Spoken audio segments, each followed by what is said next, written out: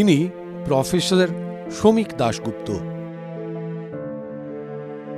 কলকাতার এই বাঙালি বিজ্ঞানী একমাত্র ভারতীয় যিনি পৃথিবীর গভীরতম মারিয়ানা ট্রেঞ্চে নেমেছেন।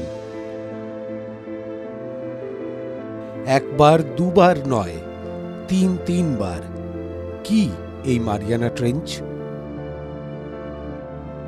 মারিয়ানা ট্রেঞ্চ সমুদ্রের তলায় পৃথিবীর গভীরতম স্থান। পশ্চিম প্রশান্ত মহাসাগরের এই গভীর সমুদ্র খাতের গভীরতা 11,034 মিটার। পৃথিবীর উচ্চতম শৃঙ্গ মাউন্ট এভারেস্টের উচ্চতা 8,849 মিটার। অর্থাৎ এই মারিয়ানা ট্রেঞ্চে হারিয়ে যেতে পারে আস্ত একটা মাউন্ট এভারেস্ট, এমনই গভীর এই সমুদ্র খাত। বায়োজিও কেমিস্ট্রির অধ্যাপক ডিপ সি এক্সপ্লোরার শ্রমিক দাশগুপ্ত সমুদ্র দূষণ নিয়ে কাজ করেন। চীনের institute of deep sea science and engineering, Chinese academy of সায়েন্সেসের হয়ে সাবমার্সিবলে চড়ে সমুদ্রের গভীরে ডুব দেন শ্রমিক।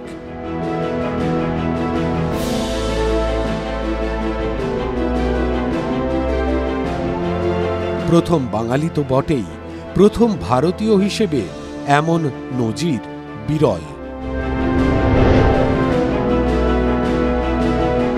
মারিয়ানা ট্রেঞ্চে আমি 3 বার নেমেছি মোট। তা সব থেকে ডিপেস্ট পয়েন্ট আমি নেমেছি ধরুন অ্যারাউন্ড 5,000 মিটার অবধি, 5,000 থেকে 5,500 মিটার। মারিয়ানা ট্রেঞ্চে এখনও অবধি খুব বেশি হলে 10 থেকে 12 জন ফুল ডেপথ অবধি নেমেছেন। তার বেশি লোক নেমেছেন মারিয়ানা ট্রেঞ্চে, কিন্তু 11 কিলোমিটার যেটা ফুল ডেপথ অফ মারিয়ানা ট্রেঞ্চ, সেটায় খুব বেশি হলে 10 থেকে 12 জন নেমেছে এখনও। 5,000 6,000 এই লেভেলে আপনি ধরুন অ্যারাউন্ড 25 to 30 এরকম লোক নেমেছেন। তার মধ্যে ইন্ডিয়ান নেই। ইন্ডিয়ান আমি প্রথম মারিয়ানা ট্রেঞ্চে নামি আর কি। হ্যাঁ, তবে হ্যাঁ, আর আমার জানা আর কেউ এখনও নামেনি, যেহেতু সেই আমাদের দেশেও এখনও সাবমার্সিবল, অত ডিপ সাবমার্সিবল এখনও আসেনি, সেহেতু এখনও সম্ভব হয়নি, ভবিষ্যতে হয়তো হবে। সাবমেরিন আমরা জানি, সাবমেরিন জেনারেলি এক ধরনের নেভিরা ইউজ করে, যেটা যুদ্ধক্ষেত্রে ইউজ হয়ে থাকে, আরও নানান রকম মিলিটারি পারপাসে ইউজ হয়। সাবমেরিন হচ্ছে সেটার পারপাসে, আর সায়েন্টিফিক পারপাসের জন্য যেটা ইউজ হয় সেটাকে বলা হয় সাবমার্সিবল। ওটা আরও ছোটো হয়, একটা ওভাল শেপড হয়। ভিতরে আমাদের যে সাবমার্সিবল আছে, জেনারেলি সাবমার্সিবলের ভিতরে 3 জন বসতে পারে। মেইন একজন যে সাবমার্সিবল ড্রাইভ করে তাকে পাইলট বলা হয়, একজন মেইন পাইলট, একজন অ্যাসিস্ট্যান্ট পাইলট আর একজন সায়েন্টিস্ট।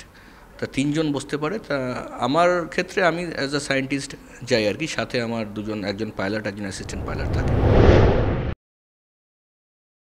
যা সায়েন্টিফিক কাজ এত বছর ধরে হয়ে এসছে, বিগত ধরুন 50 বছর ধরে, মোস্টলি শ্যালো ডেপথে, মানে সারফেস ওশানে, যেটা ধরুন 0 থেকে 10 মিটার অবধি আমরা মোটামুটি অ্যাকাউন্ট করতে পারি কি পলিউশন লেভেল, কতটা প্লাস্টিক আছে, সেটা মোটামুটি একটা রাফলি একটা ডেন্সিটি কাউন্ট করা যায়, যেটা বললেন প্যাসিফিক গার্বেজ প্যাচ আর কি। হ্যাঁ, কিন্তু দেখা যাচ্ছে যে যেই প্লাস্টিক, যেই অ্যামাউন্টে, যেই নাম্বার আমরা ওশানে ল্যান্ড থেকে যেটা যাচ্ছে, তার অ্যাকাউন্ট খুব বেশি হলে 5 থেকে 10% আমরা পাচ্ছি।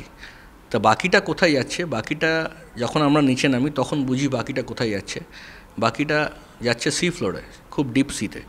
সেটা 2,000 মিটার, 3,000 মিটার, 5,000 মিটার, এমনকি 10,000 মিটারও প্লাস্টিক পাওয়া গেছে। হ্যাঁ, এটা ডিপেন্ড করছে কোন লোকেশনে কতটা ডেন্সিটি অফ প্লাস্টিক্স হবে। কিন্তু যেমন ধরুন আমি এক্সাম্পল দিচ্ছি সাউথ চায়না সিতে। সাউথ চায়না সির 3,000 মিটারে আমরা দেখেছি প্লাস্টিকের ডাম্প আছে, গার্বেজ ডাম্প, যেমন আমাদের থাবার মাঠ থাকে সেরকম টাইপের ডাম্প ওখানে আছে। প্লাস্টিক, শুধু প্লাস্টিক নয়, প্লাস্টিক আছে, ফিশিং নেট আছে, টিন কন্টেনার আছে, তারপর বটল আছে, গার্মেন্টস আছে, জামা কাপড় আছে, প্রচুর এরকম প্লাস্টিক ডাম্প পাওয়া গেছে, যার কনসেন্ট্রেশন আমরা কাজ করেছি যখন আমরা পেপার এটার উপর পাবলিশ করি। কনসেন্ট্রেশন হচ্ছে এখন অবধি পাওয়া highest concentration in any C floor of the world. তাই এটা হচ্ছে 3,000 মিটারে। তাই অবভিয়াসলি এইসব প্লাস্টিকগুলো আনঅ্যাকাউন্টেড যেগুলো আছে সেগুলো সি ফ্লোরে আস্তে আস্তে পার্কুলেট করছে। ক্যামেরায় রাহুল সাধুকার সঙ্গে নন্দন পাল ও তুহিন সেনের রিপোর্ট, TV9 বাংলা ডিজিটাল। আগামীকাল দেখুন মারিয়ানা ট্রেঞ্চে বিয়ারের ক্যান, রেনকোট আর পলিপ্যাক।